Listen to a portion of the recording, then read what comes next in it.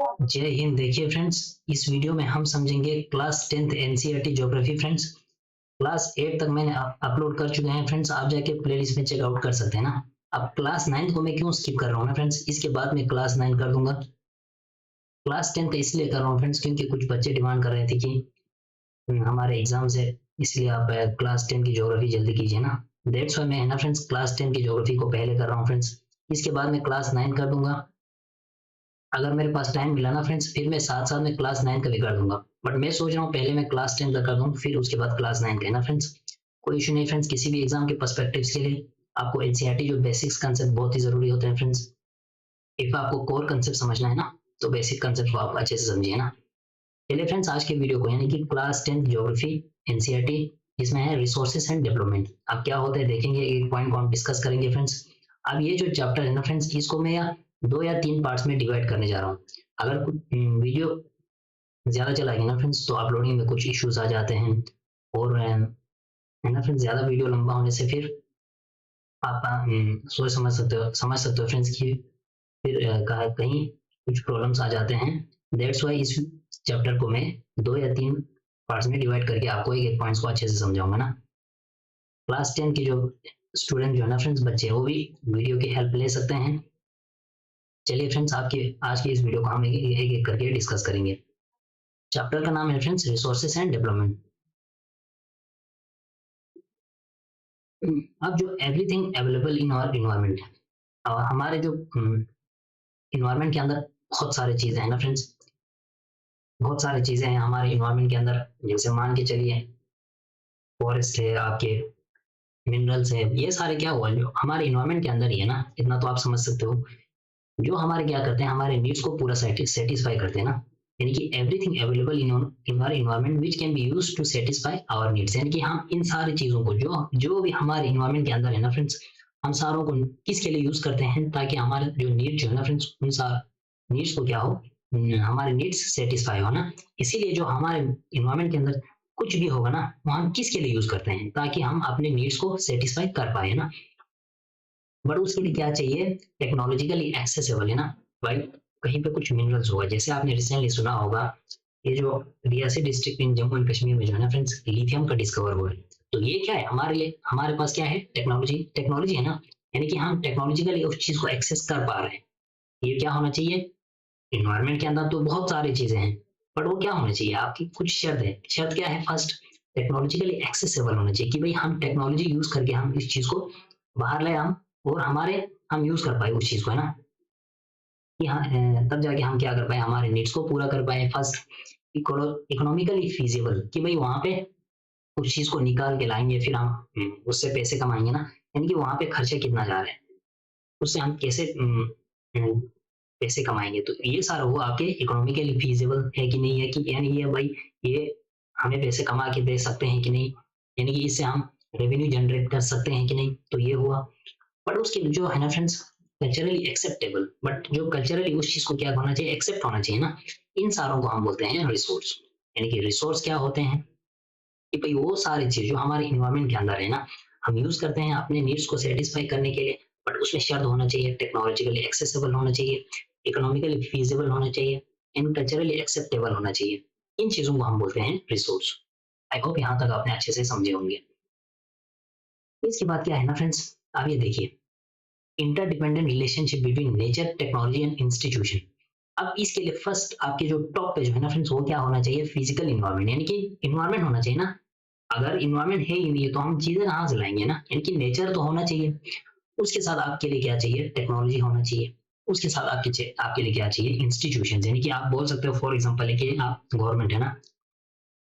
तो ये सब इन तीनों का जब इंटरेक्शन होता है ना फ्रेंड्स, इंटरेक्शन इन तीनों में कौन करते हैं, ह्यूमन बींग्स, है ना। तभी जाके हम किसी भी रिसोर्स को रिसोर्स बोल सकते हैं ना, या आप समझ सकते हो। यहाँ लिखा भी होगा friends, the process of transformation of things, यानी कि किसी भी चीज को हम ट्रांसफॉर्म करना।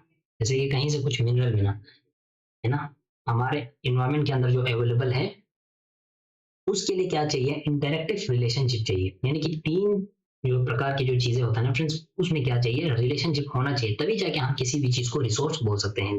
फॉर एग्जाम्पल, उसमें क्या क्या चाहिए, नेचर फर्स्ट आना चाहिए, उसके बाद आपके लिए टेक्नोलॉजी चाहिए, उसके बाद आपके लिए इंस्टीट्यूशन चाहिए ना। ह्यूमन बींग जो है ना फ्रेंड्स इंटरेक्ट होते हैं, यानी कि अपने इन्वायरमेंट के साथ क्या होता है, इंटरेक्ट होते हैं ना, इसके साथ अपने नेचर बोलो या क्या चाहे आप इन्वायरमेंट बोलो, किसके थ्रू, हमारे टेक्नोलॉजी के थ्रू, है ना। जैसे जैसे टेक्नोलॉजी बढ़ती है ना फ्रेंड्स, अगर टेक्नोलॉजी जैसे आप देख हाईली टेक्नोलॉजिकल डेवलपमेंट कंट्रीज, वहां पे देखिए फ्रेंड्स, वहां पे क्या होते हैं कि जैसे इन्वायरमेंट के अंदर कुछ होगा, कोई मिनरल मिला होगा, ये उनके जैसे किसी भी कंट्री को अगर टेक्नोलॉजी का जो लेवल जो है ना अगर बहुत हाई होगा तो कंट्री डेवलप क्यों होते हैं, क्यों, क्योंकि उनके जो इन्वायरमेंट के अंदर जो चीजें होते हैं ना फ्रेंड्स, वो टेक्नोलॉजिकली जो है ना वो इजीली एक्सेस कर पाते हैं। दैट मीन्स ह्यूमन बींग जो है ना फ्रेंड्स वो इंटरेक्ट होते हैं अपने नेचर के साथ, किसके थ्रू, टेक्नोलॉजी के थ्रू। एंड उसके साथ वो क्या करते हैं, क्रिएट करते हैं इंस्टीट्यूशंस को, है ना। उसके साथ जब टेक्नोलॉजी और ह्यूमन बींग्स तो आ गए, उसके साथ एक इंस्टीट्यूशन चाहिए ना। जैसे कोई, अभी मैं आपको एग्जांपल दे रहा था लिथियम का, लिथियम के लिए हमारे पास टेक्नोलॉजी है, हमारे पास ह्यूमन बीइंग है, अब नेचर है, यानी कि इन दोनों का जब हो जाते हैं ना फ्रेंड्स, तो ह्यूमन बींग्स तो है ही, है ना। इसके साथ इंस्टीट्यूशन कौन से, हमारे जीएसआई यानी कि जियोलॉजिकल सर्वे ऑफ इंडिया, ऐसे आप इंस्टीट्यूशन मान सकते हो ना। अब जब इन तीनों का जब इंटरेक्ट होता है ना फ्रेंड्स, तो हम एक्सेलरेट कर सकते हैं, आगे बढ़ा सकते हैं हमारे इकोनॉमिक डेवलपमेंट को। यहाँ तक आपने अच्छे से समझे होंगे। आपने कभी सोचा है friends, resource are free gift of nature, free gift of nature है, जो कुछ लोग एज्यूम करते हैं कि भाई ये जो हमारा रिसोर्सेज जो है ना, ये हमारा क्या है, फ्री गिफ्ट ऑफ नेचर, यानी कि नेचर ने हमें क्या दिया है, फ्री गिफ्ट, है ना। But they are not, but actual में है नहीं, है ना। Resources are functions of human activities, but उसके लिए क्या चाहिए, बेशक जो हमारा इन्वायरमेंट के अंदर जो रिसोर्सेज है वो फ्री गिफ्ट ऑफ नेचर है, कुछ लोग एज्यूम करते हैं, बट उसके लिए क्या चाहिए, लोग चाहिए ना, जिसको हम ह्यूमन रिसोर्सेज बोलते हैं, जो हमने आपके साथ पिछले यानी क्लास 8 के एनसीईआरटी ज्योग्राफी में डिस्कस किया था। ह्यूमन रिसोर्सेज आपने नहीं देखा है ना फ्रेंड्स, हो जाके आप देखिए क्या होते हैं, हमने एक एक करके डिस्कस किया था। यानी कि resources are function of human activities, यानी कि जो ही इंसान वहां जाएंगे तभी तो हम रिसोर्स को लाएंगे ना। अब जो ह्यूमन बींग जो है ना फ्रेंड्स, वो भी क्या है, एसेंशियल कंपोनेंट्स ऑफ रिसोर्स, यानी कि जो रिसोर्सेज का जो एक कंपोनेंट होता है ना, आप बोल सकते हो एलिमेंट्स, यानी कि हिस्सा जिसको हम बोलते हैं। ह्यूमन बींग जो है ना फ्रेंड्स, वो अपने आप में क्या है, एसेंशियल कंपोनेंट है, किसका, रिसोर्सेज का, यानी जिसको हम ह्यूमन रिसोर्स बोलते हैं। जैसे कि कुछ कंट्री, जैसे आप जापान और बांग्लादेश का पिछले के वीडियो में यानी क्लास 8 ज्योग्राफी में मैंने आपके साथ डिस्कस किया था। देखिए जापान क्यों आगे है, क्योंकि वहां पे हाईली स्किल्ड जो लोग हैं, एजुकेशन लेवल बहुत हाई है, तो ये चीजें है ना फ्रेंड्स, इसको बोलते हैं हम ह्यूमन रिसोर्सेज। आप जाके उस वीडियो को अच्छे से देखिए ना। दैट्स व्हाई है ना फ्रेंड्स, मैं क्यों बोल रहा हूँ, पिछले के वीडियोस को आपको अच्छे से देखना चाहिए। देखिए फ्रेंड्स, जैसे जैसे हम आगे बढ़ रहे हैं, क्लास 10 तक पहुंच रहे हैं जब एनसीईआरटी, जैसे जैसे आगे बढ़ेंगे वैसे वैसे है ना कंसेप्ट थोड़ा ब्रॉड होते जा रहे हैं। दैट्स व्हाई आपको बेसिक्स को क्लियर कर देना चाहिए। अब ह्यूमन बींग जो है ना फ्रेंड्स क्या करते हैं, ट्रांसफॉर्म करते हैं अपने मटेरियल को जो हमारे इन्वायरमेंट के अंदर है, इसमें रिसोर्सेज में, यानी कि कोई कहीं पे कुछ मिनरल होगा, लिथियम का ही एग्जांपल ले लीजिए, पहले लाएंगे हम, फिर उसको हम ट्रांसफॉर्म करेंगे, है ना, फिर उसको हम रिसोर्सेज में कन्वर्ट करेंगे, एंड क्या करते हैं, लास्ट में हम उसको यूज करते हैं। अब यही जो रिसोर्स हम अभी तक डिस्कस कर रहे हैं फ्रेंड्स, हम इसको क्लासिफाइड करेंगे कुछ पार्ट्स में, जैसे कि on the basis of origin, यानी कि ये आया कहाँ से है, ओरिजिन मीन्स आया कहाँ से, इसका हम दो पार्ट में देखेंगे, biotic and abiotic. Second friends, on the basis of exhaustibility, कि भाई ये कब तक खत्म हो जाएंगे, हैं, इसको बोलते हैं हम एग्जॉस्टिबिलिटी। जो रिन्यूएबल एंड नॉन रिन्यूएबल, कि भाई रिन्यूएबल जो हम चीजों को फिर से रिन्यू कर सकते हैं ना, दोबारा से हम रिप्लेनिश कर सकते हैं, यानी कि दोबारा हम उसको कंटिन्यूअसली यूज कर सकते हैं। On the non renewable means एक बार यूज हो गए ना फ्रेंड्स, तो फिर ये बार बार यूज नहीं आते हैं, इसको बोलते हैं हम non renewable. On the basis of ownership, यानी कि भाई मालिक कौन है, किसी भी प्रॉपर्टी होगा उसको कोई मालिक होगा ना, जैसे कि कोई इंडिविजुअल है कि भाई वो एक इंसान का है, वो एक आदमी का है ना। उसके बाद है आपकी कम्युनिटी, यानी कि भाई कोई कम्युनिटी होगा, समझ सकते हो फ्रेंड्स, आप कोई मोहल्ला होगा, है ना, सारे कम्युनिटी के लिए भी होते हैं, जैसे आप पब्लिक पार्क्स, है ना, ये आप समझ सकते हो। नेशनल, यानी कि किसी देश का एक बाउंड्री होता है, वो हुआ नेशनल एंड इंटरनेशनल, पूरी दुनिया का भी रिसोर्स है, जैसे आप समंदर में जाएंगे ना फ्रेंड्स, खुला समंदर, वो सब पूरी दुनिया का है ना। तो ये है ना friends, on the basis of मालिक के हिसाब से भी हम रिसोर्सेज को डिवाइड करेंगे। On the basis of status of development, यानी कि ये रिसोर्सेज को हम डेवलपमेंट के स्टेटस को देखें ना, कि भाई वो डेवलपमेंट किस लेवल को डेवलप हो चुका है उस रिसोर्स का, यानी कि उस रिसोर्स को हमने किस लेवल तक यूज किया है, उसके हिसाब से हम देखेंगे potential, developed, stock and reserves. तो ये चीजें है ना फ्रेंड्स जरूरी होते हैं, डिस्कस करेंगे। अब पेशेंस बने रखे फ्रेंड्स, सब कुछ है आपकी किताब में, एक एक करके डिस्कस करेंगे। अब रिसोर्सेज को यहाँ पे एक चार्ट है friends, classification of resource, natural and human. Natural में क्या आते हैं, रिन्यूएबल एंड नॉन रिन्यूएबल। अब रिन्यूएबल में क्या आते हैं, कंटिन्यूअस और फ्लो, जिसमें विंड एंड वाटर है ना फ्रेंड्स, कंटिन्यूअसली चलते रहते हैं। बायोलॉजिकल, जिसके अंदर नेचुरल वेजिटेशन, बायोलॉजिकल है फॉरेस्ट आपके, बायोलॉजिकल में वाइल्ड लाइफ आते हैं। अब नॉन रिन्यूएबल में क्या क्या आते हैं, रिसाइकलेबल, जो हम फिर से दोबारा फिर हम उसको यूज कर सकते हैं, जैसे कि आपके मेटल्स हैं। नॉन रिन्यूएबल आपके फॉसिल फ्यूल्स है ना, जैसे कि आपको पेट्रोलियम हुआ। अब ह्यूमन में क्या है ना फ्रेंड्स, ह्यूमन रिसोर्स में structures and institutions, quality and quantity देखेंगे फ्रेंड्स, ये करके डिस्कस करेंगे। अब टाइप्स ऑफ रिसोर्सेज को देखिए friends, on the basis of origin, कि भाई ये रिसोर्सेज जो है ना, रिसोर्स कहीं से आया होगा ना, मान के चलिए आप। अब इसमें क्या है, दो है, यानी कि बायोटिक एंड अबायोटिक रिसोर्सेज। अब बायोटिक क्या है, जो हम ऑब्टेन करते हैं ना, लेते हैं कहाँ से, बायोस्फीयर से, and have life such as human beings, यानी कि जिसके अंदर जान है ना फ्रेंड्स, जिंदा है ना, उन सबको हम बोलेंगे बायोटिक रिसोर्सेज। जैसे कि ह्यूमन बींग है, फ्लोरा फोना, प्लांट्स एनिमल्स जिसको हम बोलते हैं, फिशरीज है, लाइफ स्टॉक है, ये सारे किस में आते हैं, आपके बायोटिक रिसोर्सेज। ये बायोटिक में क्या क्या आता है, अबायोटिक में all those things which are composed of non living things, यानी कि जो आप बोल सकते हैं फ्रेंड्स, जिनके अंदर ये जान नहीं होता है ना, ये सारे किस में आते हैं, आपके अबायोटिक रिसोर्सेज। फॉर एग्जाम्पल आपके रॉक्स है ना, चट्टान हुआ, आपके मेटल्स हुआ, ये सारे किस में आते हैं, आपके अबायोटिक रिसोर्सेज में। इसके बाद फ्रेंड्स आपको ऑन द बेसिस ऑफ एक्सॉस्टिबिलिटी, कि भाई वो कब खत्म हो जाएंगे, इस हिसाब से देखेंगे हम। रिसोर्स को हम दो पार्ट्स में डिवाइड करते हैं, एक हुआ रिन्यूएबल, सेकंड हुआ नॉन रिन्यूएबल रिसोर्सेज। अब रिन्यूएबल रिसोर्सेज कौन सा हुआ, the resources which can be renewed और रिप्रोड्यूस्ड बाय फिजिकल, केमिकल और mechanical processes are known as renewable और रिप्लेनिशेबल रिसोर्सेज, यानी कि वो सारे रिसोर्सेज जो हम रिन्यू कर सकते हैं ना, रिन्यू हुआ फिर से रिन्यू करना है ना, दोबारा से उसको रिप्रोड्यूस करना, इसके थ्रू, फिजिकली उसको, केमिकल है ना चीजों के थ्रू, मैकेनिकल चीजों के थ्रू।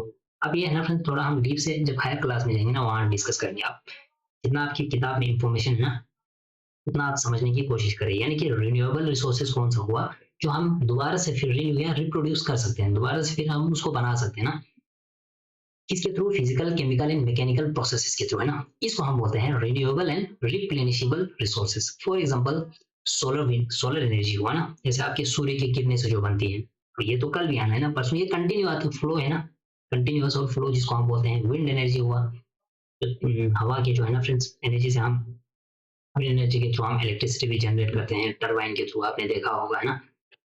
वाटर हुआ फ्रेंड्स, फ्लो, कंटिन्यूस फ्लो चलते रहते हैं नदियों में ना। फॉरेस्ट हुआ एंड वाइल्ड लाइफ, ये जो है ना फ्रेंड्स, ये सारे क्या है आपके, रिन्यू हम कर सकते हैं। अब रिन्यूएबल रिसोर्सेज जो है ना फ्रेंड्स, में फर्दर भी डिवाइड इनटू कंटिन्यूअस और फ्लो, यानी कि इन ये जो आपके रिन्यूएबल रिसोर्सेज जो है ना फ्रेंड्स, हम इसको फर्दर डिवाइड करेंगे, यानी कि फिर से डिवाइड करेंगे कंटिन्यूअस और फ्लो। कंटिन्यूअस और फ्लो जो आपके चार्ट में जो है ना फ्रेंड्स, फिगर 1.2 के अंदर, यहाँ पे आप देखिए कंटिन्यूअस और फ्लो, जिसमें अंदर क्या क्या आते हैं, आपके विंड और वाटर है ना, आप समझ सकते हो, क्योंकि ये कंटिन्यूअसली चलते रहते हैं ना। इसके बाद है फ्रेंड्स नॉन रिन्यूएबल रिसोर्सेज।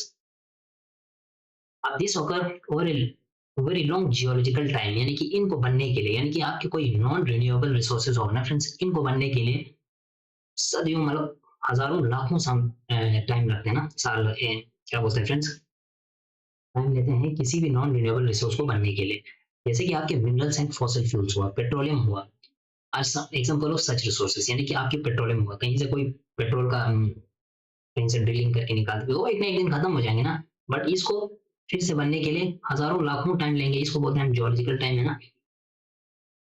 जैसे कि टैक्स मिलियंस ऑफ ईयर्स, यानी कि ये हजारों, 10 लाख, मतलब करोड़ों, हजारों साल ये लेते हैं अपने फिर से रिन्यू होने के लिए। अब इसमें क्या क्या आते हैं, resources like metals are recyclable. अब इसमें कुछ रिसोर्सेज जो है ना फ्रेंड्स, आपके नॉन रिन्यूएबल रिसोर्सेज, जैसे आपके मेटल्स है, इसको हम क्या कर सकते हैं ना, चलो हमने इसको यूज कर रहे हैं, उसको हम फिर से रिसाइकलेबल कर सकते हैं, यानी कि फिर से हम, जैसे कि आप समझ सकते हो फ्रेंड्स, आपने वो रानी का जो जूस पीते हैं ना, उसके जो टीन जो होता है ना फ्रेंड्स, हम उसको क्या करते हैं, रिसाइकलेबल करके फिर से फैक्ट्री में ले जाते हैं, वहां पे फिर से जूस उसमें बल्कि फिर से आ सकते हैं ना। तो इससे हम क्या कर सकते हैं, फॉर एग्जाम्पल मान के चलिए, मैं बस जस्ट आपको समझाने बोल रहा हूँ, रिसाइकिल कर सकते हैं and some like fossil fuel जो होता है ना फ्रेंड्स, वो कैन नॉट रिसाइकल, यानी कि जो पेट्रोल हुआ, पेट्रोल एकदम एक बार यूज हो गया तो हो गया ना, and can and get exhausted with year use, यानी कि यूज करते ही वो क्या हो जाते हैं, खत्म हो जाते हैं। तो ये हुआ फ्रेंड्स आपके नॉन रिन्यूएबल रिसोर्सेज। आपके थर्ड जो है ना friends, on the basis of ownership, यानी कि किसी भी प्रॉपर्टी का कोई मालिक होगा ना, देखेंगे क्या क्या है, इंडिविजुअल रिसोर्सेज, यानी कि वो क्या है, प्राइवेटली बाय इंडिविजुअल्स, यानी कि कोई प्राइवेट आदमी का होगा। जैसे मान के चलिए आपका गाँव में आपके है ना फ्रेंड्स, फील्ड होते, खेत होते हैं, शहर में आपके प्लॉट होते हैं, बिल्डिंग्स होते हैं, तो ये क्या है, इंडिविजुअल रिसोर्सेज। जैसे कि यहाँ पे लिखा है फ्रेंड्स, मेनी फार्मर्स, जो किसान जो होते हैं ना फ्रेंड्स, उनके अपने जमीन होते हैं जो सरकार ने दिया होता है ना, और ये आप समझ सकते हो friends, against the payment of revenue, है ना। इसके बाद क्या है ना फ्रेंड्स, फिर सरकार को है ना फ्रेंड्स, हम सब टैक्स देते हैं उसके, है ना, ये आप समझ सकते हो। अब विलेज में जो है ना फ्रेंड्स, गांव में क्या होते हैं, there are people with their own land ownership, यानी कि गांव में अगर जाएंगे तो लोगों के जमीन होते हैं, बट कुछ लोगों का बहुत ज्यादा होता है, तो कुछ लैंडलेस होते हैं ना। अब जाके देखेंगे ना फ्रेंड्स, गाँव में कुछ लोगों के पास होते हैं, बट कुछ लोगों के पास वो लैंडलेस होते हैं। बट अर्बन में, अर्बन एरियाज यानी कि शहरों में अगर हम जाएंगे ना फ्रेंड्स, उनके अपने प्लॉट्स होते हैं, हाउसेस होते हैं, एंड अदर प्रॉपर्टी होते हैं, बिल्डिंग्स होते हैं ना। Plantation, pasture lands, ponds, water in wells are some example of resources ownership by individuals, यानी कि कोई प्लांटेशन होगा, पास्चर लैंड्स हुआ जहाँ पे हम चराने लेते हैं ना, पॉन्ड्स हुआ, वाटर की जो जो वेल्स होता है ना फ्रेंड्स, जहाँ से हम पानी निकालते हैं, ये भी कुछ इंडिविजुअल्स के हो सकते हैं ना, ये आप समझ सकते हो। अभी आप खुद कुछ लिस्ट बना सकते हैं friends, on by your house hold, यानी कि अपने घर में जो है ना फ्रेंड्स, इंडिविजुअल प्रॉपर्टी की कुछ आप लिस्ट बना सकते हो। उसके बाद है आपके कम्युनिटी ऑन रिसोर्सेस। अब ये क्या है, this there are resources which are accessible to all members of community, यानी कि कम्युनिटी है ना, कोई आप मान के चलिए आप अपने मोहल्ले में, ये सारे क्या है, मोहल्ले में कुछ होगा, जैसे पब्लिक पार्क्स है, ब्यूरियल ग्राउंड्स है ना फ्रेंड्स, यहाँ पे लोगों को मरने के बाद जो होता है ना, ये सब हुआ आपके ब्यूरियल ग्राउंड्स है ना। तो ये सारे क्या है, आपके community resources. Village Commons like grazing ground, जहाँ पे हम चराने लेते हैं, ब्यूरियल ग्राउंड्स है ना। उसके बाद है आपके विलेज पॉन्ड्स है ना, जहाँ पे गाँव, सब गाँव के लिए पॉन्ड्स होते हैं, फिर वहां से पानी छोड़ते हैं खेतों के लिए ना। तो ये सारे क्या हुआ, आपके कम्युनिटी रिसोर्सेज। आपके शहरों में पब्लिक पार्क्स होते हैं, पिकनिक स्पॉट्स होते हैं, प्ले ग्राउंड्स होते हैं, अर्बन एरियाज यानी कि शहर में, are de facto accessible to all people living here, यानी कि ये सब क्या करते हैं, सब लोग जाके यूज करते हैं ना। तो ये सारा क्या हुआ, आपके कम्युनिटी रिसोर्सेज। इसके बाद हुआ फ्रेंड्स नेशनल रिसोर्सेज। अगर हम टेक्निकली देखेंगे ना फ्रेंड्स, जितने भी हमने रिसोर्स का डिस्कस कर रहा था, रिन्यूएबल ये सारे है ना फ्रेंड्स, टेक्निकली सारा जो रिसोर्स किसके अंदर आते हैं, कंट्री के अंदर आते हैं ना। यानी कि technically all resources belong to the nation, यानी कि आप बोल सकते हैं फ्रेंड्स, जैसे मान के चलिए कोई कम्युनिटी रिसोर्स होगा, अब वो किसी कंट्री के अंदर है ना, यानी कि टेक्निकली वो सारा रिसोर्सेज किसका है, एक नेशन का है, यानी कि एक देश का है ना। अब उस देश के पास ये लीगल पावर है, उस कंट्री के पास ये पावर है कि वो एक्वायर कर सकते हैं, किसी भी टाइम वो जमीन को ले सकते हैं ना, गवर्नमेंट। अगर वो प्राइवेट भी क्यों ना हो, जैसे कि कहीं आपका कोई प्राइवेट प्रॉपर्टी होगा, वो भी गौर सरकार ले सकते हैं, और पब्लिक गुड्स के लिए, गुड के लिए, यानी कि लोगों के लिए ना। कोई कहीं पे कोई बिल्डिंग खड़ा करना होगा, जैसे आपने देखा होगा friends, you might have seen roads, canals, railway जो है ना फ्रेंड्स, वो कंस्ट्रक्ट होते हैं field own by some individuals, यानी कि कहीं पे आप गांव में देखा होगा, कहीं से रेलवे ट्रैक बिछाना होगा सरकार को, है ना, यानी कि रोड्स बनाना होगा, तब क्या करते हैं, सरकार वहां से जमीन लेते हैं, है ना। यानी कि वो प्राइवेट अगर क्यों ना हो, सरकार ले लेते हैं। टेक्निकली ये सारे रिसोर्सेज किसका है, एक नेशन का है ना। अर्बन डेवलपमेंट अथॉरिटीज, जो शहर में जो डेवलपमेंट अथॉरिटी होते हैं फ्रेंड्स, उनके पास ये एम्पावर है कि वो by the government to acquire land, यानी कि कोई शहर में किसी का जमीन होगा, तो सरकार को अगर वहां कुछ बनाना होगा तो सरकार ले सकते हैं ना। यानी कि टेक्निकली सारा बोलने का क्या मतलब है, नेशन का है। All the minerals, water resource, forest, wildlife, land within the political boundaries and oceanic area up to 12 nautical miles, 22.2 kilometers from coast tonnage territorial water and resources herein belong to the nation। यानी कि यहाँ पे समझने वाली बात क्या है ना फ्रेंड्स, चाहे वो मिनरल्स हो, चाहे वो आपके वाटर रिसोर्सेस हो, फॉरेस्ट हो, आपके वाइल्ड लाइफ हो, अगर वो किसी पॉलिटिकल बाउंड्रीज के अंदर है ना, जैसे मान के चलिए हमारे देश है ना, देश के अंदर बहुत सारे है ना आपके वाटर रिसोर्सेज, मिनरल्स, ये है ना फ्रेंड्स, एक पॉलिटिकल बाउंड्रीज का मतलब हुआ उस देश के अंदर है ना, एक बाउंड्री के अंदर जितने भी सारे रिसोर्सेज टेक्निकली किसका है, एक नेशन का है ना। इवन की जो ओशनिक एरिया जो है ना फ्रेंड्स, 12 नॉटिकल माइल का क्या मतलब हुआ, 22.2 किलोमीटर। अब ये है ना फ्रेंड्स, इसको बोलते हैं हम एक्सक्लूसिव इकोनॉमिक जोन। उसके लिए मैं एक दूसरा वीडियो लेके आऊंगा फ्रेंड्स, कुछ दिन बाद, वो आप देखिए ना। यानी कि जो ओशन, जैसे ये हमारे देश का यहाँ पे कोस्ट है, कोस्ट से जो 22.2 किलोमीटर जो है ना फ्रेंड्स, ओशन यानी कि समंदर के एरिया, वो सारे किसका है, इसको बोलते हैं हम टेरिटोरियल वाटर। ये सारे किसका, एक नेशन का है ना। ये भाई, ये जो आपके जो नेशनल रिसोर्स है ना, कोई भी सरकार अपने हित के लिए ये यहाँ तक इवन की 22.2 किलोमीटर समंदर के अंदर भी जो हम जाके रिसोर्स को ना हम यूज कर सकते हैं। तो ये बोलने का क्या मतलब फ्रेंड्स, ये सारे किसका है, एक नेशन का है। ये आप समझ सकते हैं, इनको बोलते हैं हम नेशनल रिसोर्स। इसके बाद है फ्रेंड्स आपके इंटरनेशनल रिसोर्सेज। अब ये क्या है, international institutions which regulate some resources, यानी कि ये पूरी दुनिया का रिसोर्सेज है ना। यानी कि कुछ इंटरनेशनल इंस्टीट्यूशंस है, जैसे कि आपके यूएन हुआ, यूनाइटेड नेशन, वो रेगुलेट करते हैं कि भाई ये किसका है, पूरी दुनिया का रिसोर्स है। जैसे कि आपके oceanic resource beyond 200 nautical miles, जैसे फॉर एग्जांपल कोस्ट एरिया से 200 नॉटिकल माइल है ना। नॉटिकल माइल से जो, जिसको हम ओपन सी बोलते हैं ना फ्रेंड्स, वो क्या है, पूरी दुनिया का रिसोर्स है ना। लेकिन बियॉन्ड 200 नॉटिकल माइल्स, यानी कि 200 नॉटिकल माइल से जो आगे जो ओपन सी है ना, यानी कि खुला समंदर, वो किसका है, पूरी दुनिया का रिसोर्स है। अब इसके लिए मैं एक वीडियो लेके आऊंगा फ्रेंड्स, वहां पे मैं आपको अच्छे से समझाऊंगा उसको क्या बोलते हैं, एक्सक्लूसिव इकोनॉमिक जोन कहाँ तक होते हैं, ये हम एक वीडियो में जरूर लेके आऊंगा ना।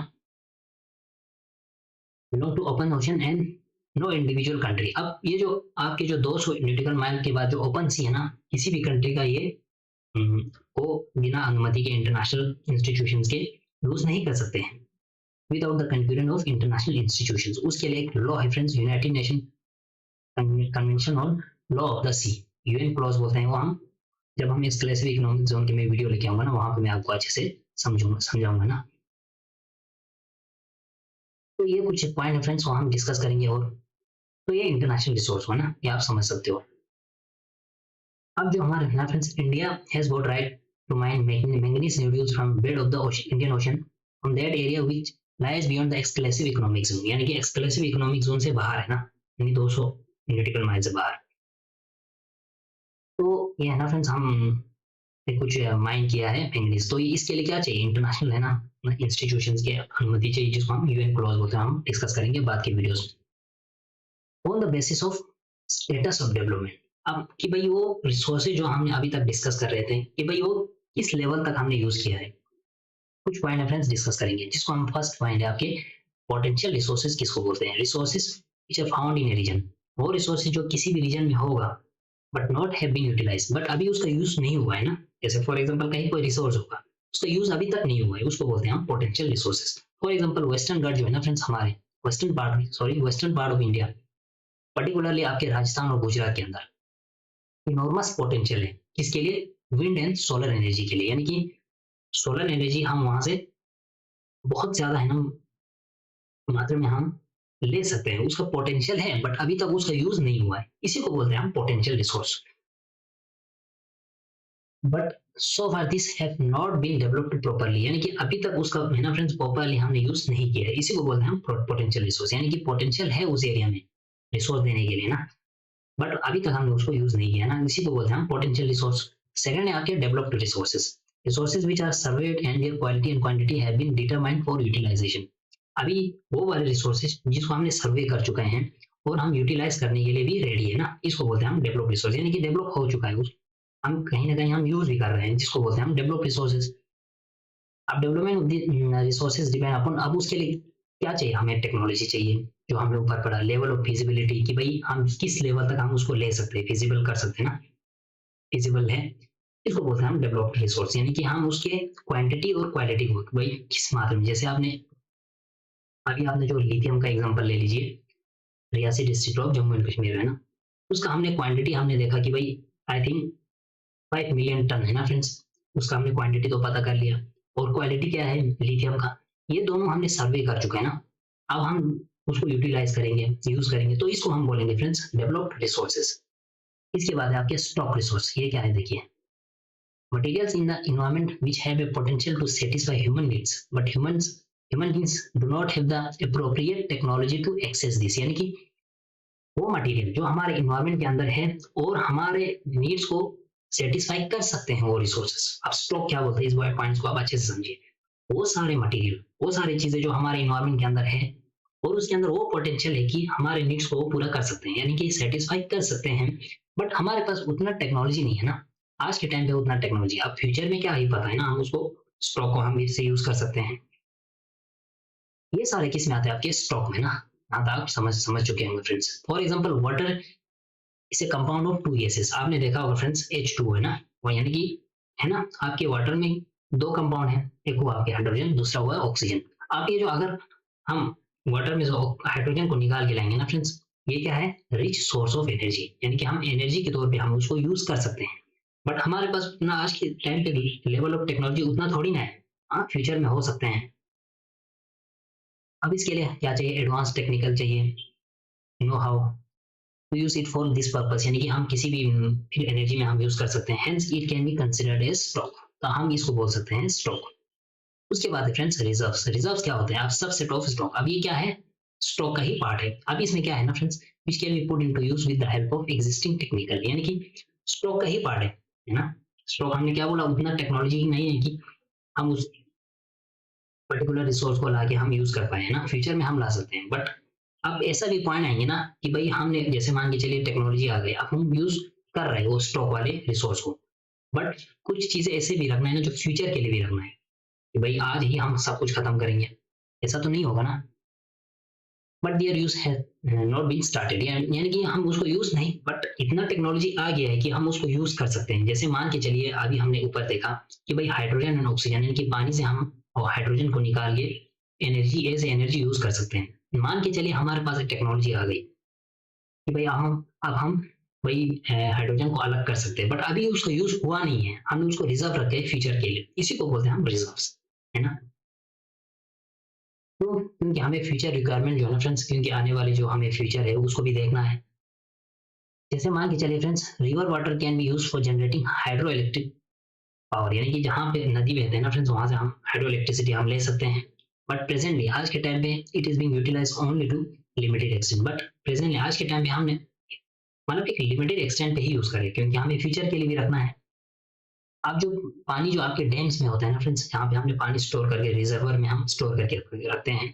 आपके फॉरेस्ट फॉरेस्ट हम है हमारे पास इतना टेक्नोलॉजी है कि हम उसको यूज कर सकते हैं, बट किया नहीं है, वो फ्यूचर के लिए भी रखना है ना, फ्यूचर के लिए भी सोचना है। ये सारे क्या है, इसे reserve which can be used in the future, जो हमें क्या करना है फ्यूचर में यूज करना है। तो ये है friends potential developed stock and reserves, ये आप याद रखिए। इसके बाद है friends development of resources. Resources जो है ना फ्रेंड्स वाइटल है, बहुत ही जरूरी है हमारे सर्वाइवल के लिए, इंसानों के लिए ना। इससे क्या होता है, हमारे क्वालिटी ऑफ लाइफ मेंटेन होते हैं, यानी कि लाइफ हमें हमारी जिंदगी जो है ना फ्रेंड्स, इससे स्टैंडर्ड ऑफ लिविंग हमारा हाई हो जाते हैं रिसोर्सेज से। कुछ लोगों ने जो है ना फ्रेंड्स, इट वाज बिलीव्ड, मानते हैं कि the resources are free gift of nature, जो मैंने ऊपर डिस्कस किया ऐसे रिजल्ट। अब इससे क्या होता है ना, जैसे कि भाई फ्री गिफ्ट ऑफ नेचर है कि भाई हम इसको कुछ भी करेंगे, लाएंगे, खत्म करेंगे, ऐसा तो नहीं करना है ना। Human beings use them indiscriminately, यानी कि हम इंसान जो है ना फ्रेंड्स इनडिस्क्रिमिनेटली, यानी कि बिना परवाह करके हम अपने इन्वायरमेंट को जो रिसोर्सेज को यूज कर रहे हैं। इससे क्या होता है, बहुत सारे प्रॉब्लम्स हो गया है ना फ्रेंड्स, इसको हम डिस्कस करते हैं क्या क्या है। Depletion of resources for satisfying the greed of few individuals, यानी कि जो हम उद्योगपति बोलते हैं ना फ्रेंड्स, कुछ लोगों के पास ही जाके हमारे रिसोर्सेज क्या होते हैं, डिप्लेशन हो जाते हैं। उससे क्या होगा, बहुत सारे प्रॉब्लम्स हो जाएंगे ना। उससे क्या होगा, अमीर और गरीब में बढ़ जाएंगे। अब उसके बाद क्या होगा, accumulation of resources in few hands, यानी कि कुछ लोगों के पास ही जाएंगे रिसोर्स, तो क्या होगा, सोसाइटी के अंदर यानी कि समाज के अंदर दो सेगमेंट्स में समाज जो है ना फ्रेंड्स वो डिवाइड हो जाएंगे। One is the haves and another one is the haves not. Have nots और रिच और पुअर, जिसको हम बोलते हैं रिच और पुअर। रिच यानी haves not means, nots means poor, जिसको हम बोलते हैं ना फ्रेंड्स, यानी कि जो अगर कुछ लोगों के पास ही रिसोर्स जाएंगे, तो सोसाइटी समाज में ना फ्रेंड्स वो दो सेगमेंट में यानी कि दो पार्ट में डिवाइड हो जाएंगे, हैव्स एंड हैव्स नॉट, यानी कि रिच और पुअर, जिसको हम बोलते हैं। ये प्रॉब्लम है। थर्ड प्रॉब्लम क्या होगा ना फ्रेंड्स, इनडिस्क्रिमिनेटली, यानी कि बिना सोचे समझे अगर हम एक्सप्लॉइट करेंगे ना फ्रेंड्स हमारे रिसोर्सेज को, तो क्या होगा, पूरी दुनिया में इकोलॉजिकल क्राइसिस आएंगे ना, हमारे इकोलॉजी में, पर्यावरण में बहुत ज्यादा क्राइसिस आएंगे। जैसे आपके ग्लोबल वार्मिंग, जलवायु परिवर्तन, आपके आज के टाइम पे एक बर्निंग इशू है, आप समझ सकते हो फ्रेंड्स। ओजोन लेयर डिप्लेशन, हमारा ओजोन लेयर जो हमने एटमॉस्फेयर के लेयर पिछले के वीडियोस में डिस्कस किया था फ्रेंड्स, क्या होते हैं ओजोन लेयर, एक एक करके डिस्कस किया था, आप जाके देखिए। यानी कि ओजोन लेयर जो है ना वो डिप्लीशन हो जाएंगे, है ना फ्रेंड्स, आपने वो सुना होगा। इन्वायरमेंटल पॉल्यूशन, प्रदूषण बहुत ज्यादा होगा, इसके साथ साथ लैंड डिग्रेडेशन, है ना, जमीन का जो है ना फ्रेंड्स वो डिग्रेड होना शुरू हो जाएंगे। तो ये सारे कुछ प्रॉब्लम्स है फ्रेंड्स। इसके लिए क्या चाहिए, इक्विटेबल डिस्ट्रीब्यूशन ऑफ रिसोर्सेस, यानी कि भाई सबके पास है ना इक्विटेबली डिस्ट्रीब्यूट हो, यानी कि इक्वली डिस्ट्रीब्यूट हो, है ना, सबके लिए अगर रिसोर्स आएंगे सेम आएंगे तभी सही रहेंगे ना। इससे हमारा लाइफ जो है ना फ्रेंड्स वो सस्टेन कर पाएंगे, पूरी दुनिया में शांति आएंगे। अगर हम आज के इसी ट्रेंड में, यानी कि आज के प्रेजेंट ट्रेंड के हिसाब से, यानी कि जैसे हम प्रेजेंट ट्रेंड में डिस्क्रिमिनेट इनडिस्क्रिमिनेटली हम यूज कर रहे हैं ना रिसोर्स को, अगर ये कंटिन्यू रहा है ना फ्रेंड्स, तो हमारे फ्यूचर क्या क्या हो जाएंगे, बहुत ही ज्यादा डेंजर में जाएंगे ना, ये आप समझ सकते हो। इसके लिए क्या हुआ, देयरफॉर रिसोर्स प्लानिंग क्या है, बहुत ही जरूरी है कि प्लान के हिसाब से यूज करने की, भाई इस लेवल पे हमें यूज करना चाहिए, इसको बोलते हैं हम रिसोर्स प्लानिंग। बहुत ही जरूरी है सस्टेनेबल एक्सिस्टेंस की, भाई फ्यूचर के लिए, सस्टेनेबल एक्सिस्टेंस के लिए, है ना, ऑल फॉर्म्स ऑफ लाइफ के लिए, पूरी जिंदगी के लिए, चाहे वो जीव जंतु हो, इंसान हो, सबके लिए ना। Sustainable existence is a component of sustainable development, यानी कि सस्टेनेबल डेवलपमेंट क्या होता है वो मैंने पिछले के वीडियोस में भी डिस्कस किया था, फिर भी हम डिस्कस करेंगे, है ना फ्रेंड्स। यानी कि सस्टेनेबल डेवलपमेंट के लिए बहुत ही जरूरी है क्या, सस्टेनेबल एक्सिस्टेंस होना, है ना, आप समझ सकते हो। सस्टेनेबल डेवलपमेंट क्या होता है, sustainable economic development means development should take place, यानी कि डेवलपमेंट करना, विकास करना हमें किसी भी चीज को, बट हमारे इन्वायरमेंट जो है ना फ्रेंड्स उसको डैमेज किए बगैर ना, यानी कि हमारे इन्वायरमेंट को भी ध्यान में रखना, ये आप समझ सकते हो। And development in the present should not be compromise with the needs of the future generation, यानी कि हम क्या बोलेंगे कि भाई आज ही हम सब कुछ खाएंगे, फ्यूचर के लिए भी तो चाहिए ना, फ्यूचर को आपने ध्यान में रखते हुए डेवलपमेंट करना, इसको बोलते हैं हम सस्टेनेबल डेवलपमेंट। इसके लिए क्या हुआ ना फ्रेंड्स, कुछ बैठक हुआ था, हम देखेंगे रियो डी जेनेरियो समिट जिसको बोलते हैं 1992 में। जून 1992 में क्या हुआ, 100 ऑफ स्टेट्स, यानी कि कुछ 100 कंट्रीज है ना फ्रेंड्स के लीडर्स गए कहाँ पे, रेडियो जेनेरियो, ब्राजील के अंदर एक जगह है फ्रेंड्स, रेडियो जेनेरियो में। फर्स्ट टाइम इंटरनेशनल अर्थ समिट था ये, पूरी दुनिया का एक बैठक है ना, अर्थ समिट जिसको हम बोलते हैं। The summit was convened by addressing urgent problems, पूरी दुनिया में कुछ प्रॉब्लम्स हो रहे हैं ना फ्रेंड्स, आप देखिए समझ सकते हो, इन्वायरमेंटल प्रोटेक्शन के लिए, सोशियो इकोनॉमिक डेवलपमेंट के लिए, समाज के डेवलपमेंट के लिए, कुछ 100 कंट्रीज ने है ना फ्रेंड्स रेडियो जेनेरियो में समिट बैठक किया था। और ग्लोबल पूरी दुनिया के लेवल पे, ये नहीं कि कुछ कंट्री के लेवल पे, पूरी दुनिया के लेवल पे हम कैसे इन्वायरमेंट को प्रोटेक्ट करेंगे, सबके लिए हम इकोनॉमिक डेवलपमेंट करेंगे, है ना। जहाँ भी ये लीडर्स असेंबल हुआ था ना फ्रेंड्स,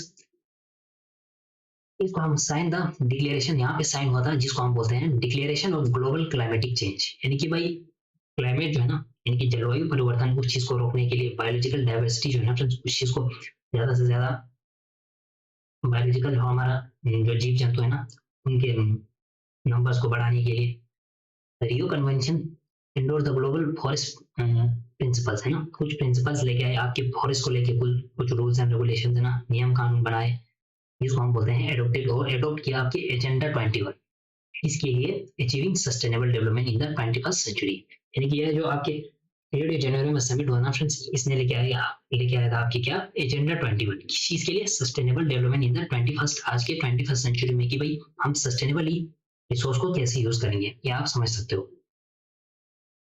अब एजेंडा 21 क्या होते हैं, it is the declaration sign by world leaders, जो 1992 में जो हमने डिस्कस किया ना, ये रेडियो जेनेरो में ही साइन किया था, यहाँ पे United nation conference on environment and development जिसको बोलते हैं यूएनसीईडी, है ना फ्रेंड्स, ये आप समझ सकते हो। कहाँ पे हुआ था, रेडियो जेनेरो ब्राजील में। एम क्या था इसका, अचीविंग ग्लोबल सस्टेनेबल डेवलपमेंट, जो मैंने ऊपर आपके साथ डिस्कस किया। एजेंडा क्या था ना फ्रेंड्स, कॉम्बेट करना किसके साथ, इन्वायरमेंटली जो डैमेज हो रहा है ना, हमारे पर्यावरण खराब हो रहा है ना, उस चीज को कॉम्बेट, यानी कि उस चीज से लड़ने के लिए, पॉवर्टी को यानी गरीबी को खत्म करने के लिए, डिजीज पूरी दुनिया में जो बीमारियां है ना उस चीज को रोकने के लिए, इसके थ्रू ग्लोबल कॉपरेशन, यानी कि सारे लीडर कॉपरेट हो गए ना एक दूसरे के अंदर, कॉपरेट तो होना चाहिए ना इसके लिए, इसके साथ उसके साथ साथ क्या इसके थ्रू कॉमन इंटरेस्ट, यानी कि इंटरेस्ट सबका क्या होना चाहिए, सेम होना चाहिए ना, तभी जाके हम किसी चीज को अचीव कर सकते हैं। Mutual needs and share responsibility, है ना, ये आप समझ सकते हो। अब इसका एक मेजर ऑब्जेक्टिव क्या था ना फ्रेंड्स, एजेंडा 21 का, is that every local government should grow its own local agenda 21, है ना, यानी कि भाई लोकल गवर्नमेंट है ना, जैसे कि हर कंट्री का अपना अपना लोकल गवर्नमेंट है, वो अपने एजेंडा 21 को क्या करे, ड्रॉ करे, तभी जाके हम ये सारे इंटरनेशनल लेवल पे, ग्लोबल लेवल पे किसी चीज़ को हम अचीव कर सकते हैं। चलिए फ्रेंड्स, आज की वीडियो को हम यहीं पे रोकते हैं और एक दो पार्ट्स में हम इस किताब को यानी कि एनसीईआरटी क्लास 10 के ज्योग्राफी चैप्टर नंबर 1 को कंप्लीट करेंगे। तब तक के लिए थैंक यू, जय